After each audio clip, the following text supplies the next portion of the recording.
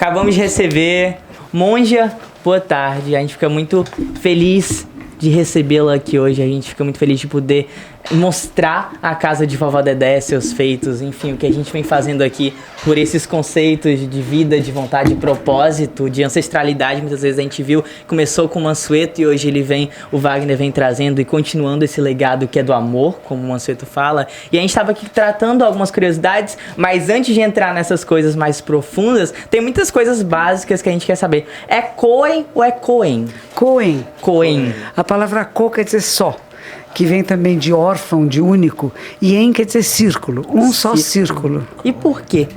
É o nome, vem de um poema chinês que fala Shingetsu Koen. Shingetsu é mente lua, só e completa. O círculo tem o sentido da completude, que nada falta, né? Por exemplo, a reta é um pedaço da circunferência, né? E o nome do meu professor era Ko-un. Ko também de só, e um era nuvem, nuvem única, solitária. Bom, a palavra Ko também significa órfão. Que legal. Aproveitando a pergunta, Emandu, eu queria saber como é que se pronuncia esse outro nome aqui que eu não vou arriscar. Roshi. Quer dizer, velha, anciã.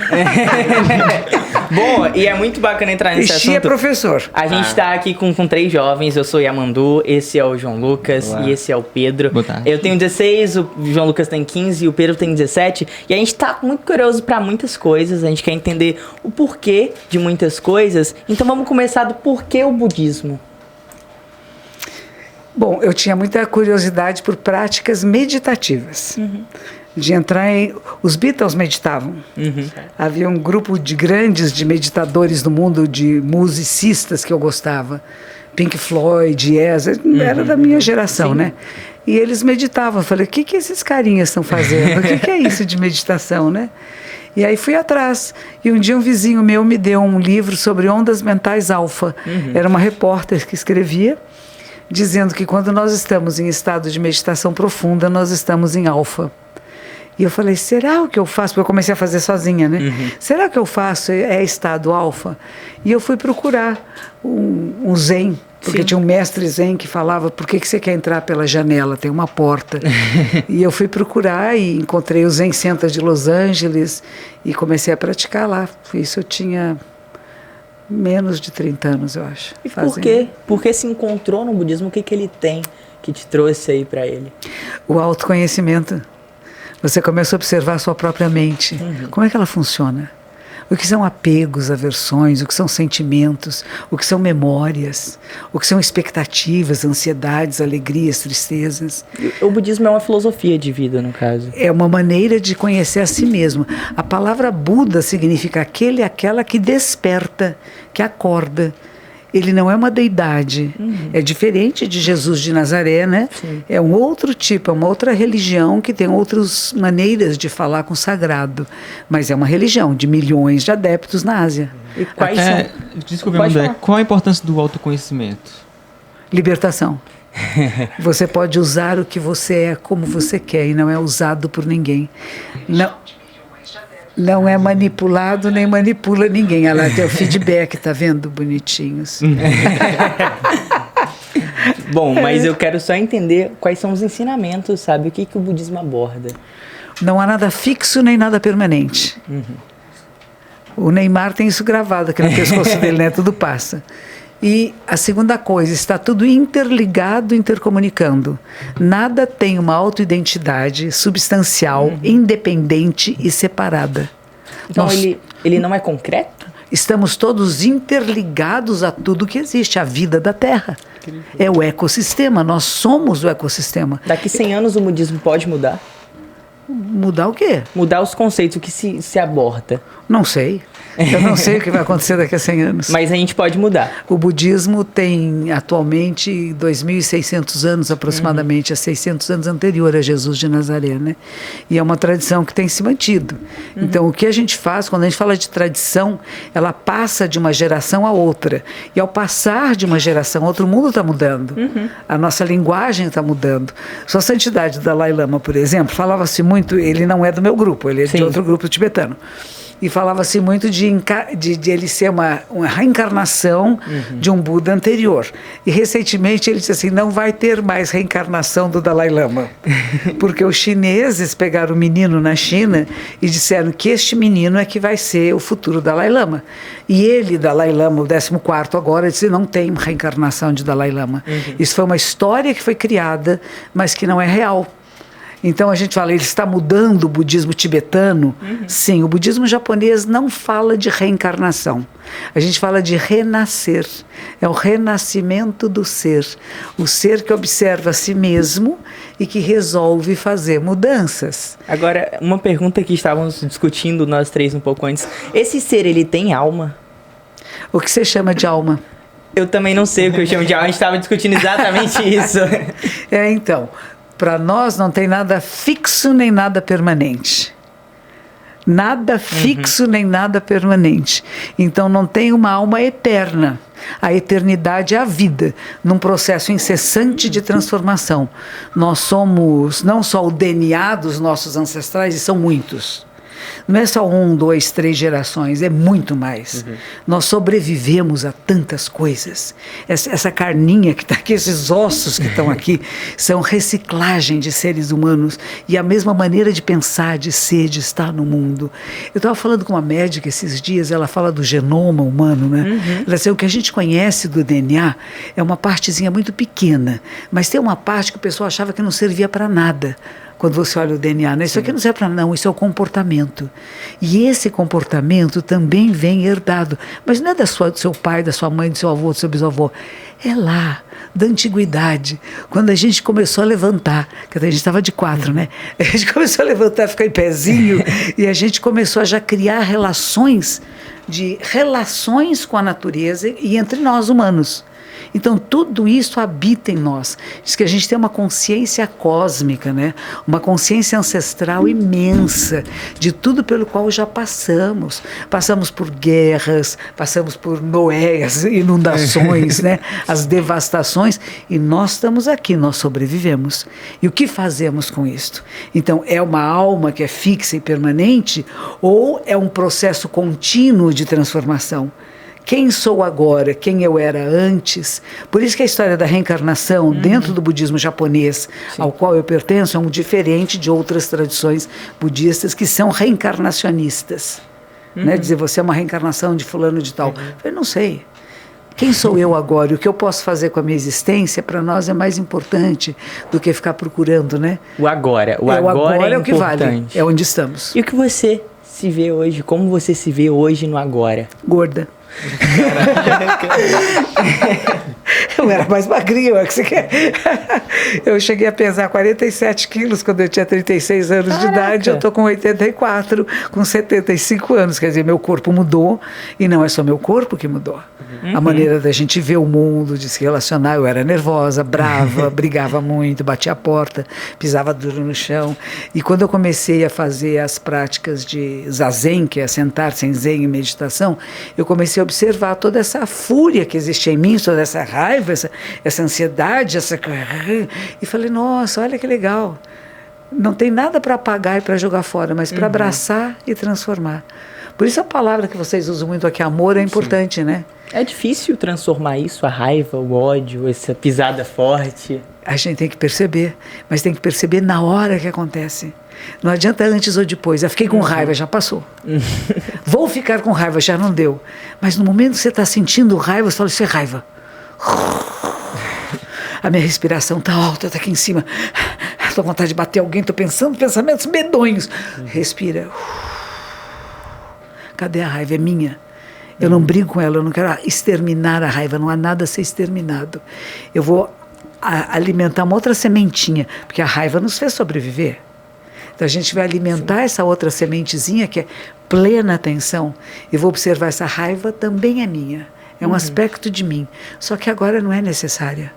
Eu não preciso pegar uma faca, um revólver, dar um tiro em alguém, bater em alguém. Eu só observo, nossa, como isso queima, né? E eu respiro essa raiva, reconheço e abraço, é minha. E eu ponho ela para dormir. A gente fala assim, nana, nenê, nana, raivinha do meu coração. Então eu não odeio a raiva, percebe? É uma relação diferente de eu querer brigar, exterminar, tirar, não. Ela existe, é uma força, uma energia que eu posso usar para o bem. Mas iniciar essa domação é difícil? Gostei da domação. É complicado assim, a gente domar a raiva, porque eu tô pensando e eu tô com raiva já, só de pensar em domar uma coisa que é tão forte. Não tem que domar nada, tem que conhecer. Você faz amigo com. Você se torna amigo e parceiro, é claro. É sua amiga, é sua parceira, você não vive sem ela.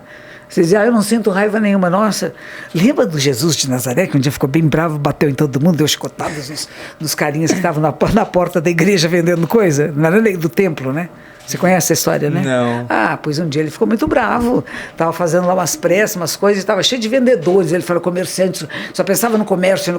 Ele ficou uma fera, foi lá, revirou tudo, brigou com todo mundo. Então, o fato de ser uma pessoa espiritualizada não significa que não fica bravo com coisas errôneas. Não significa que você não se manifesta no mundo de uma forma afirmativa e até brava se as coisas estão erradas. Você não fica, eu sou espiritualizado. Estão matando uma criancinha. Tudo passa. Não, peraí, eu vou interromper, eu vou impedir, eu vou fazer alguma coisa. E muitas vezes essa energia da indignação, ela é a alavanca de transformação do mundo. Se eu achar que tudo está bem como está... Nada muda. Nada muda. Mas a hora que eu fico com raiva, que me incomoda, o que eu faço para que seja diferente? Então não é só eu vou soltar minha raiva no mundo, vou bater em alguém, vou xingar, vou gritar, não.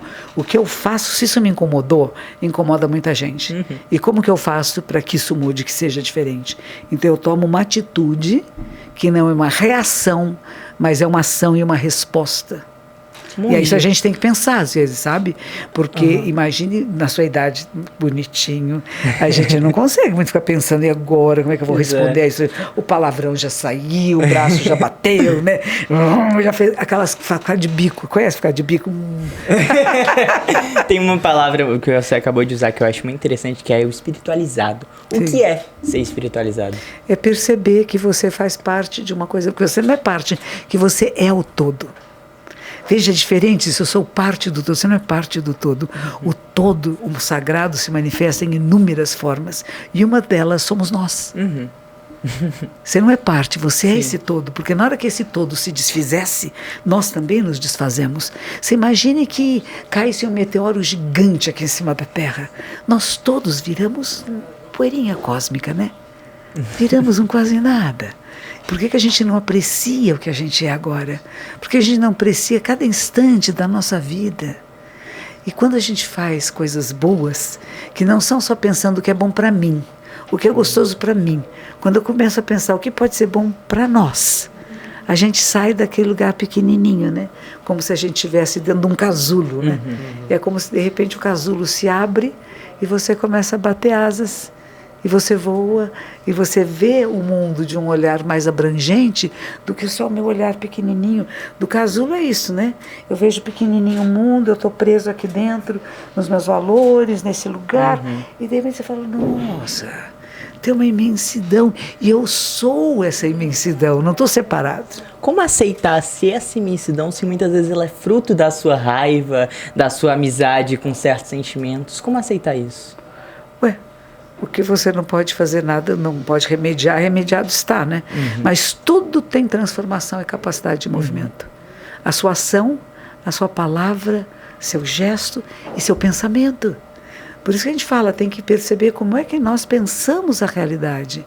Nos ensinam a pensar a realidade de um certo ângulo, né? Quer seja os pais, familiares, professores. E quando a gente vê em lugares como aqui a casa da vovó Dedé, eles nos ensinam a pensar de outro lado, né? Era um lado que eu não via antes, eu via um lado de cá. A gente fala, não, tem outra maneira de pensar a realidade e a vida. Eu falo, nossa, que interessante. Não é que eu jogo fora o que eu tinha antes, mas eu vou agregar isso. E o meu olhar sobre o meu passado, a minha família, a vida da humanidade, ela fica transformada. Porque chegou informações novas e chegou um novo olhar para a realidade, uma nova capacidade de percepção. Senão eu fico fechado no mundo pequeno, né? Tem muita gente que tá desesperado por esse olhar e eu acho que o jovem é um público que você acessa muito bem. E eu quero entender por que tem tanto jovem querendo entender o que é o budismo, o zen budismo, e tanto jovem ouvindo a Monja Coen. Pois é, não é bonito isso? Pois é, eu transmito uma tradição. E eu comecei também muito jovem a questionar. Se eu amo alguém, por que eu tenho raiva dessa pessoa que eu gosto? E a gente fala, por que isso, né? Não é neutro, né? Uma pessoa que você não sente nada, nem amor, nem ódio, você não briga, né? Mas a pessoa que você gosta muito, você fica com raiva se ela não é o que você imaginou. E de repente você entra em outro lugar de percepção. Ela não é o que eu imagino, mas é o que é. E no momento só pode se manifestar desse jeito, mas não é fixo nem permanente, é outra verdade de Buda. Não há nada fixo nem nada permanente, tudo está em ebulição e transformação. E quando eu percebo isso, que eu sou um elemento de transformação da vida. A sua palavra, seu gesto, atitude, o programa que você faz, transforma não só você, mas a todos que podem estar te ouvindo. E na hora que transforma você, você é um elemento que vai começar a transformar pessoas à sua volta. Porque você está diferente. E você olha para as pessoas com outro olhar. Não é mais de crítica, você tem que ser como eu quero que seja, não. Você no momento está se manifestando assim, mas também não é fixo. Como é que eu posso brincar com isso? A gente chama de upaya, meios hábeis de fazer com que as pessoas entendam o que elas ainda não estão entendendo. Ou seja, que despertem, que acordem. Buda tinha 19 anos quando ele saiu de casa. Naquela época já estava velho, né? Já tinha um filho, já era casado, era um menino riquíssimo, com carro blindado e coisas do gênero. Ele larga tudo isto, porque tem uma questão que não sossega. Por que há dor, sofrimento no mundo? Por que há velhice, doença e morte? Por que estamos fazendo aqui? Para que serve essa existência? E isso leva ele a ir procurar. Vai morar nas ruas, vai fazer yoga, vai viver num grupo de pessoas que fazem jejuns, como para querer. Se eu não fizer nada que o meu corpo quer, eu vou ter elevação espiritual. E de repente ele diz, não, é um caminho que é o caminho do meio. Nem excesso, nem falta. Continuando nessa parte do jovem, tem uma coisa que a gente até estava conversando um pouco antes, dessa coisa metafísica e material. Hoje o jovem, ele está buscando o metafísico ou ele está exclusivo no material? Imagine, a juventude é linda, é a vida humana em progresso, em transformação. O material é importante. Dizer, o material não serve muito, senão não teríamos esse estúdio aqui, não teríamos microfones, né? Então o material nos dá acesso a muitas coisas. Agora, o que eu procuro através da tecnologia? Será que a tecnologia me engole, me toma? Ou eu sei usar essa tecnologia à procura de respostas ou perguntas até? Mais importante de encontrar resposta é saber perguntar. Isso é importante. Uma vez encontrei, no Rio de Janeiro, teve um evento do YouTubers.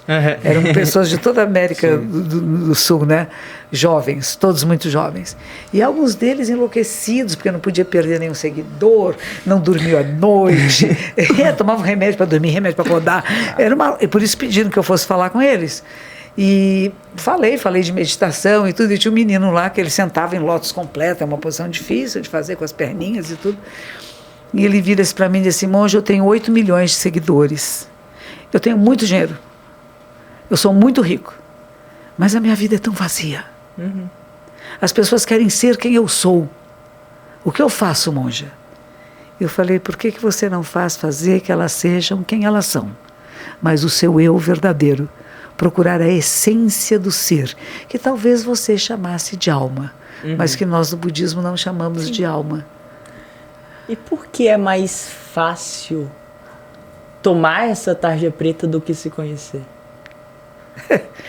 Parece que é mais rápido, né? Porque conhecer a si mesmo dói. Crescer dói, não dói? Dói, crescer dói muito. Se a gente pensar até na infância, tivemos que arrancar os dentinhos. Lembra de arrancar o dentinho? Doía arrancar dente. A pessoa fala, a infância é tão linda. Não, a infância é dolorosa. E tem os gigantes, né? Os pais, as pessoas acima de nós que nos oprimem, né?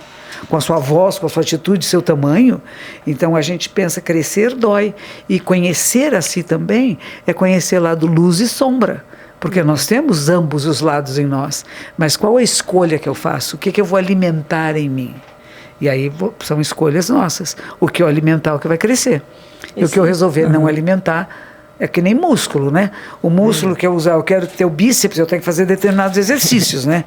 Agora, não é o bíceps que eu quero, sei lá, é o tríceps, eu vou fazer outros exercícios, né? E a mesma coisa, o que eu quero estimular em mim. E aí são escolhas nossas. Os neurocientistas dizem que a gente só tem 5% de livre-arbítrio. Olha que essa é danada, hein? Professores, educadores ficam muito perturbados com isso, porque é só 5%. Mas esse 5% nos modifica completamente.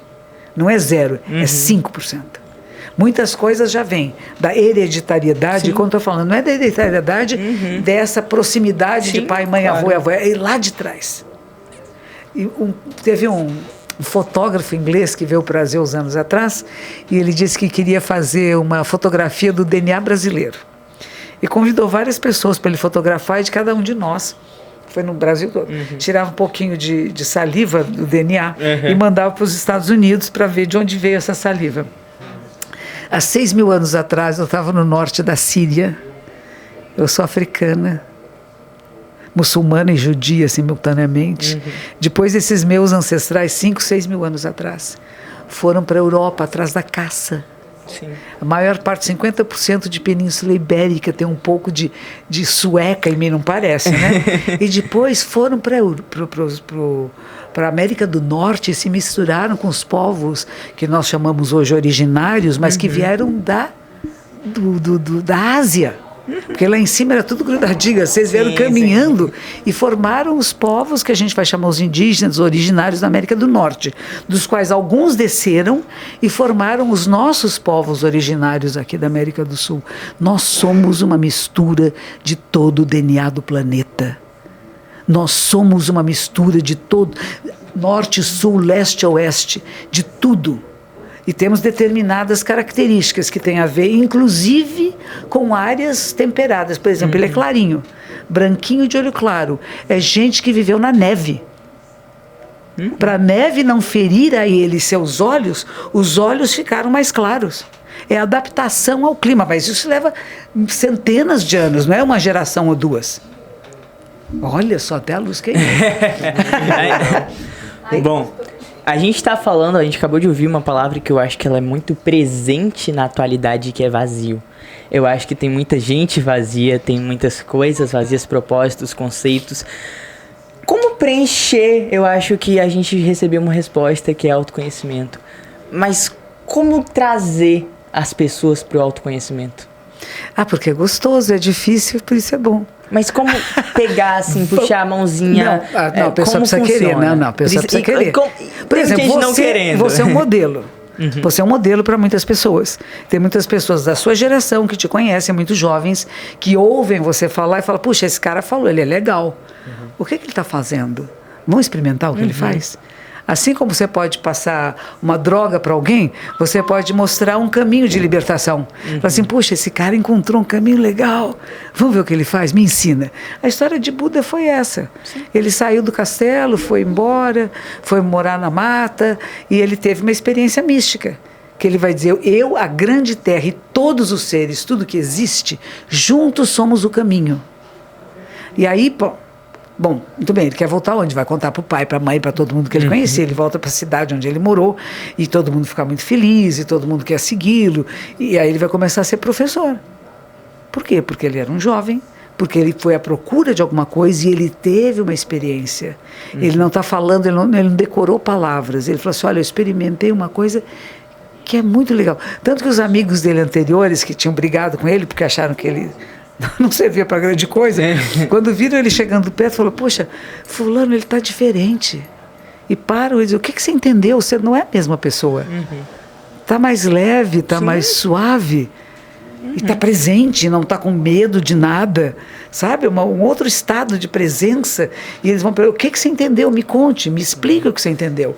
E ele vai fazer o primeiro ensinamento, que insatisfação existe, tem causas para as nossas insatisfações, nascimento, velhice, doença e morte. Estou longe de quem eu gosto, perto de quem eu não gosto, não estou fazendo o que eu gostaria de fazer. Insatisfação tem causa.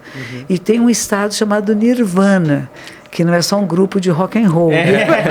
Eu tinha falado do Nirvana um pouco antes de você chegar, eles realmente tinham questionado, mas não é uma banda? É uma banda também. E é exatamente, eles tiram esse nome porque é um estado de plenitude, onde cessam as oscilações da mente. Estou muito alegre, estou muito triste, estou bravo. Não, ela fica mais tranquilinha assim, por quê? A palavra nirvana, ou nirhan, ou nibbana, é como uma vela que tivesse ao vento balançando assim, e vem um vento bem forte, como esses que tem aqui em Fortaleza, né? E a vela apaga. Mas não é que morre, não. Sim. Para de oscilar. E nós oscilamos muito. Gosta de mim, não gosta de mim, me aprovou, não me aprovou. Não é? A gente tem uma preocupação muito se as outras pessoas, se o mundo gosta, aprova, não aprova. E de repente não é importante isso se você se conhece. Isso vem pelo autoconhecimento. Vem. O estado do Nirvana, ele vem de autoconhecimento? Tem um amigo meu que é o Karnal, vocês conhecem o Leandro Karnal? Meu Deus, sim, muito. Eu adoro Eu vejo ele todo dia ali no YouTube. Então, ele tem uma analogia muito antiga que eu gosto muito, que ele estava no trânsito, alguém xingou a mãe dele, né? E que ele começou a pensar, minha mãe, uma senhora tão discreta, andava com uma golinha fechada, saias longas, ele não conheceu mamãe, ele não me ofendeu, ele não falou da minha mãe. Ele disse assim, mas imagine que mamãe fosse uma menina de programa, ele conheceu mamãe. E não se ofenderia do mesmo jeito. Porque se eu sei quem eu sou, podem falar o que quiser, porque eu sei quem eu sou. Mas também sou capaz de ouvir críticas. Fala, nossa, monja, você está muito metida. Falei, será que eu estou? A minha irmã dizia isso desde criança, você é muito exibida. Porque minha mãe dava aula de declamação, sabe? De falar poesias em público. E eu adorava. Chegava alguém em casa, eu recebia e dizia assim, deixa eu declamar uma poesia. A minha irmã fugia, que ela tinha vergonha.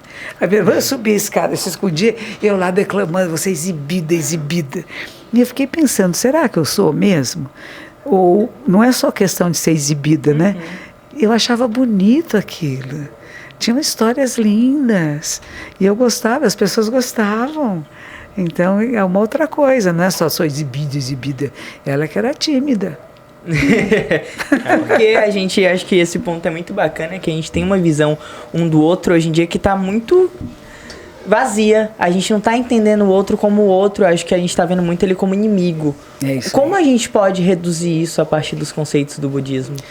A gente perceber que todos pertencemos à mesma família, a família humana.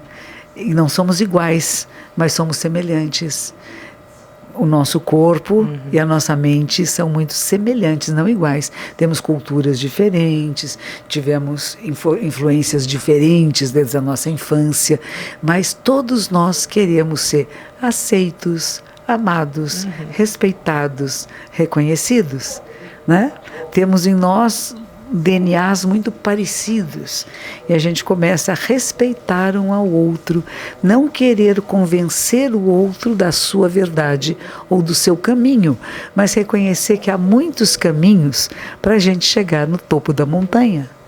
Como existem várias tradições espirituais, várias formas de arte, várias formas de maneira de estar no mundo.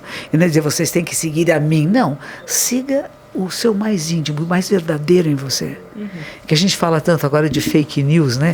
Toma cuidado, gente, porque tem coisas que parecem tão verdadeiras e não são. Aí você usa uma palavra que a gente usa muito no budismo, que é vazio. A gente fala que tem que perceber o vazio dos 5 agregados. Olha só, diz que um ser humano são 5 coisas que se agregam: o corpo físico, sensações, percepções, conexões neurais, consciências. 5 agregados, não é só o corpo. O corpo sozinho, se não tiver sensação, percepção, não fizer conexões reais e não tiver consciências, e veja, não é uma só. Tem, cada órgão do sentido tem a sua própria consciência, da audição, da visão, do olfato, do paladar, do tato. E tem a consciência da consciência, uma gerente disso tudo. E tem uma outra que ela leva e traz. A fofoqueira da mente, né? Tudo que entra por aqui, ela vai correndo para aquele grande armazém. Não falei para você da consciência ancestral, a consciência cósmica. Tem montes de memórias lá. Aí você vai lá correndo, às vezes ela pega o arquivo errado. e volta. Por isso que eu Faz falo. parte. Aí vem a raiva, vem a briga, vem a violência, porque o arquivo que pegou não era adequado para aquela circunstância. Ela podia ser resolvida de outra forma. Mas a gente pegou o arquivo errado, ela veio.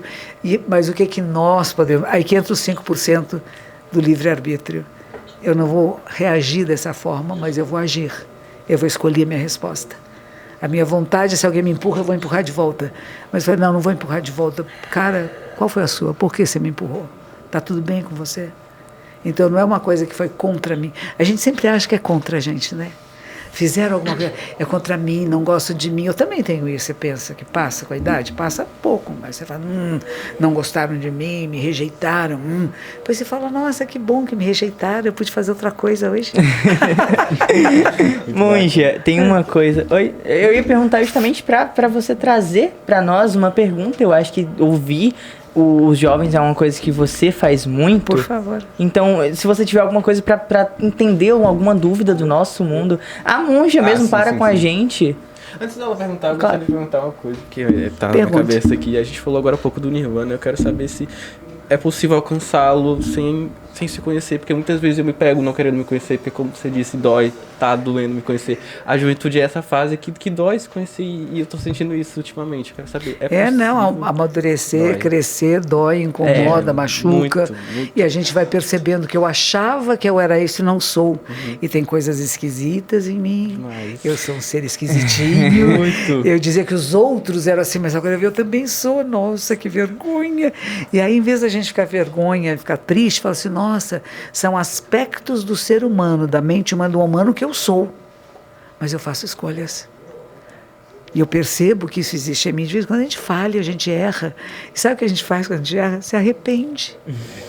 Lua cheia e lua nova. De 15 em 15 dias a gente se arrepende. Tanto que a gente erra, que de 15 em 15 dias a gente olha para a lua, ou ela está escurinha, que não tem nada, ou ela está bem branquinha lá. Você fala assim, todo karma prejudicial, ações que tem efeitos, né, prejudicial, alguma vez cometido por mim, desde tempos imemoriáveis, de quando eu não sei de quando, que nasceram o quê? Do meu corpo, da minha boca e da minha mente, causados por quê? 3 venenos, ganância, raiva, que a gente falou da raiva, e ignorância.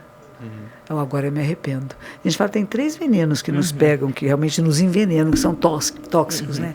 A ganância, não é só droga que é tóxico, né? Eu quero ter, faço qualquer coisa para ter, piso em cima dos outros, puxo o tapete do outro, isso não é legal. A raiva, fico bravo, falou com esse amigo, eu faço qualquer coisa, vocês vão ver quem manda aqui. Shhh, calma, menos, né? E a ignorância é não perceber que tudo é transitório, que tudo está interligado. É uma trama de inter-relações, né? E quando você faz alguma coisa, você está mexendo nessa rede. Você já percebeu isso? Que você mexe na rede da existência com a sua fala, com a sua presença, com o seu olhar? Para você, bonitinho, aqui do meu lado. Eu não sei seu nome. Pedro. Pedro, então. Eu não entendi a pergunta, você pode repetir? Eu vou repetir. Você já percebeu que você é a trama da existência? Que é aquilo que você fala, que você faz e que você pensa, mexe na trama da vida. Quer seja os relacionamentos dentro da casa em que você mora, na rua em que você passa, que a sua maneira de estar e ser no mundo mexe com as outras pessoas? Sim. Mexe, não mexe? Nós mexemos uns com os outros, ou para o bem ou para o mal. Não é verdade? Sim. E é como é que eu quero mexer nisso? E tem um personagem que eu gosto muito, que é o Musashi Sensei. O Musashi Sensei era um samurai japonês, era um menino bravo. Ele via provocando briga. Ele queria brigar, queria provar que ele era o mais forte. E ele aprendeu a usar 2 espadas, uma longa e uma curta. E andou matando gente, foi preso e está sendo levado, tem pena de morte no Japão, isso é no século XIII, sei lá. Então, ele está sendo levado pelos policiais e tem um monge que conheceu ele desde pequenininho e falou para os policiais, deixa ele aqui comigo. Mas imagine, monge, o senhor está louco, vou deixar o menino, é um bandido. Deixa, pendura ele na árvore de ponta cabeça. E pendurou ele de ponta cabeça na árvore. O policial foi embora e largou ele com o monge. E o monge lá embaixo sentava, ruim aí, não está? Né? Seu isto, seu aquilo, falou todos os palavrões que sabia, cuspia, pulava de todo lado. Ele disse assim, nossa, essa sua raivinha, que é muito pessoal, não faz nada. Mas se você tiver uma indignação que seja maior do que você se liberta dessa árvore. E ele falou assim, como é que é? Não, se você tiver uma indignação, que não é só eu estou ofendido, mas alguma coisa que eu posso mexer e transformar, você pode se libertar. Aí ele disse assim, você me ensina? E o monge disse assim, eu te ensino, mas você me obedece. Você dá a sua palavra, eu dou minha palavra. Então ele prendeu ele numa célulazinha lá, num quartinho, durante 3 anos. 3 anos estudando estratégias militares. Ele queria ser um militar. E estudando meditação e autoconhecimento. E ele sai de lá dizendo, é uma outra pessoa. Porque ele saía provocando todo mundo, querendo brigar com todo mundo, querendo ganhar todo mundo, né? E de repente ele passou a respeitar seus adversários. Só isso é uma mudança incrível. Respeitar aquele que eu convido para um duelo. Aquele que eu convido para uma discussão, eu respeito. Eu não acho que é uma pessoa inferior a mim, que é burro, que é ignorante. Não, quem é esse cara? E vamos usar as estratégias adequadas. Não só para destruir e acabar, mas para ganhar um amigo. E ele vive, é um dos poucos espadachins que não morreu pela espada, morreu de velho. E passou depois a ser um calígrafo. Foi uma coisa incrível a vida dele. Tem um filme dele, sabe que ele pegava assim, uma mosca com hashi, aqueles pauzinhos de comer japonês? Ele era capaz de pegar uma mosca assim no ar, tão hábil que ele era. E a última batalha dele é um menino jovem que chegou, e o menino estava lá, que nem ele já foi no passado, né? Eu vou provar para o mundo que eu sou o melhor de todos, que eu sou o bambambam aqui do pedaço, né? E o menino tinha uma espada longa, enorme, que era maior do que a que ele usava. Então ele está em desvantagem. Ele é mais velho, ele não tem a espada longa, e ele marcou um duelo com o cara. E o que ele fez? Ele chega tarde, que já incomodou o outro, né? Imagine, chegar tarde para um samurai, para um duelo, é uma ofensa grave. E aí ele soube ficar de forma que o sol batesse nos olhos do seu adversário. E ele levou uma espada de madeira, que ofendeu mais ainda o outro, que eu tinha uma espada de ferro, que era para matar, a dele era de madeira. E ele ganhou. E o outro queria que ele fosse ser morto por ele, e disse, não vou te matar. E aí depois ele se aposentou. Ele disse assim, eu já cheguei, não preciso mais disso, não tenho que provar nada para ninguém. Conheceu-se. Conheceu a si mesmo. Monja, estamos quase encerrando aqui, eu acho, como eu trouxe antes. Você tem uma grande visualização nas redes sociais, então eu acho que você vai ter muitas respostas. Para o jovem agora que está te assistindo, qual a sua maior dúvida sobre ele em 2022? Eu não tenho dúvida sobre os jovens, eu tenho certezas que as gerações seguintes são melhores que as anteriores e que vocês estão aí para levar adiante esse bastão que a gente passa de uma geração para outra e estão muito bem capacitados. Agora, cuidado com as armadilhas do caminho. O caminho tem muitas armadilhas, por isso que a gente ouve outras pessoas, tem professores, tem guias, né? Pessoas que podem nos orientar, porque tem armadilha, sim. E a gente está esperto, ligado, vivo, para não cair nessas armadilhas. E viver com plenitude, sabe? Com paixão, precisa ter força, ter fibra. Não é dizer, eu sou medita, não é isso não. Eu sou espiritualizado, não é espiritualizado, não. Assisti uma palestra de um padre lindo, domingo, estava passando na frente de uma igreja de São Pedro dos Pescadores. Nossa, que padre bonito, falava forte. Falava, vocês pensam que essa história é muito antiga? É de agora, da mãe brigando com a filha, de fulano, não, isso não pode acontecer. Assim, o profeta é aquele que diz, isso está errado, não pode acontecer. E às vezes apanha, ficam bravos com ele, mas ele não desiste, tem resiliência. E o que eu digo é isso, não desista de você. Não desista de seus sonhos, dos seus propósitos. E se você errou, não tem importância, corrige e vai para adiante. Não fica parado. Conheci um treinador de futebol lá de São Paulo, que é do Palmeiras, é um português, o Abel Ferreira, e ele diz assim, quando os jogadores estão jogando, às vezes erra a jogada, né? E a pessoa erra a jogada e fala, eu errei. Aí fica um lixo o jogo, até o fim do jogo. Ele olha para eles, eu não posso gritar para eles, ele diz, mas eu faço assim, passou. Você está zerado agora. E a gente perceber que várias coisas na nossa vida, a gente passou por elas, elas passaram por nós, mas a gente pode zerar para continuar com toda a energia vital para jogar da melhor forma possível, formando times vencedores. Que Vamos assim formar seja. muitos times, a gente fica Isso muito aí. feliz, muito obrigado, de verdade. Foi um dia muito especial, a casa de Vovó Dedé, todos aqui ficam muito felizes de ter sua presença, ter um pouco, enfim, essas palavras que são tão valiosas para todos nós. João Lucas, Pedro, eu e a Mandu, toda essa plateia que tá aqui te assistindo, fica muito feliz. A gente realmente sabe como é difícil as agendas, conhecer a casa que teve intermédio lá em São Paulo, na Bienal. Monja, de verdade, assim, gratidão por esse acompanhamento, essa coisa que a gente sente essa energia. Obrigado por compartilhar essa energia com a gente. De E verdade. agradeço vocês por me convidarem aqui, me trazerem aqui e inspirar a minha vida com vocês e com tudo que está sendo feito aqui na casa da Vovó Dedé. Gente, vocês são lindos. Obrigado.